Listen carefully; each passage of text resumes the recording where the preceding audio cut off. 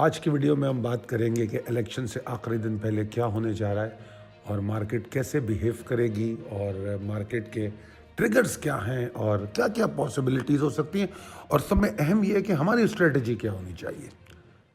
अस्सलाम वालेकुम, खालिद सैफुद्दीन आपके साथ 7 फरवरी की कॉल लेकर। 8 फरवरी इलेक्शन डे है और आज रात 12 बजे इलेक्शन कैंपेन बंद हो जाएगी।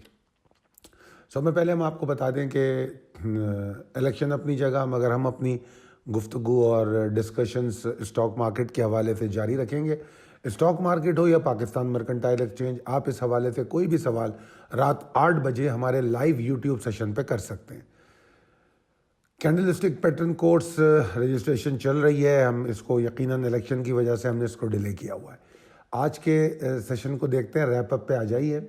सबसे पहले मैं आपको बता दूं कि आज के सेशन में वॉल्यूम जो है 16 करोड़ 80 लाख था, जो कि 26% ज़्यादा था।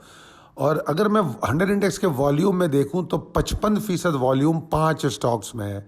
वो 5 स्टॉक आपके सामने है: OGDC, synergy, PPL, Karachi electric और पाक इलेक्ट्रॉन।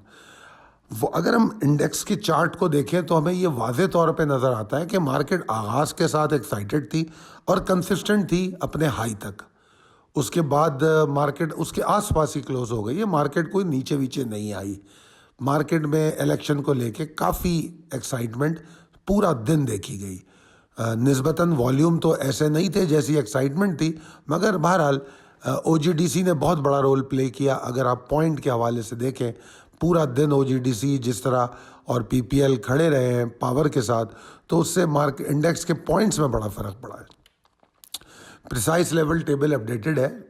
हम चलते हैं अपने possibilities and strategies as per technical chart. देखिए, 796 पॉइंट के इजाफे के साथ मार्केट क्लोज हुई, जो कि एक बहुत ही बुलिश हेल्पफुल है कि बुल्स की जो ताकत है उस पर पॉइंट करती है। और मार्केट में पूरे दिन में एंड में कहीं भी कोई प्रॉफिट टेकिंग नहीं देखी गई। मार्केट में सिर्फ एक्साइटमेंट थी, कंसिस्टेंसी थी, वॉल्यूम भी बढ़ा कंपैरेटिवली।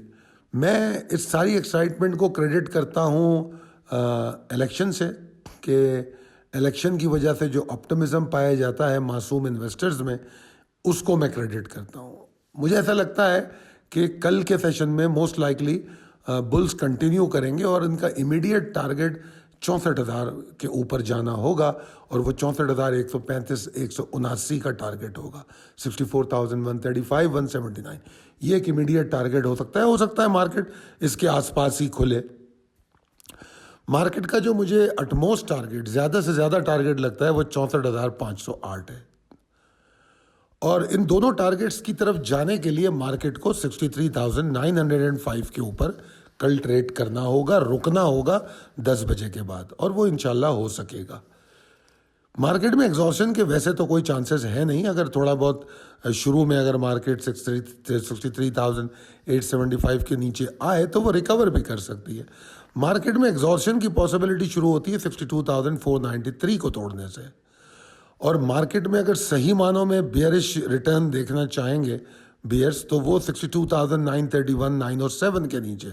मगर मेरा मशवरा तो ये होगा कि एग्रेशन हो सकता है कि आपको 63,205 182 के नीचे भी मिल जाए। तो अगर जिस तरह मैं आज मार्केट खुलने से पहले भी मैंने एक ऑडियो की थी जिसमें मैंने बताया था कि हमारी स्ट्रेटजी इस हफ्ते में कैसी होनी चाहिए, नॉट ओनली 6 तारीख को, 7 तारीख को, बल्कि जुमे को भी। क्योंकि ये बात तो तय है कि बुल्स की रैली जो अगर नई रैली बननी है तो वो 65,355 के ऊपर है, और वो मुझे मोस्ट लाइकली अगले हफ्ते में अगर बनी तो बनी, अभी तो नहीं लगती। मेरा स्टांस अभी भी यही है कि मार्केट वॉलेटाइल होगी, ठीक है, बिफोर इलेक्शन। और बल्कि मैं ये भी कहूँगा कि फ्राइडे को भी वॉलेटिलिटी बरकरार रहेगी।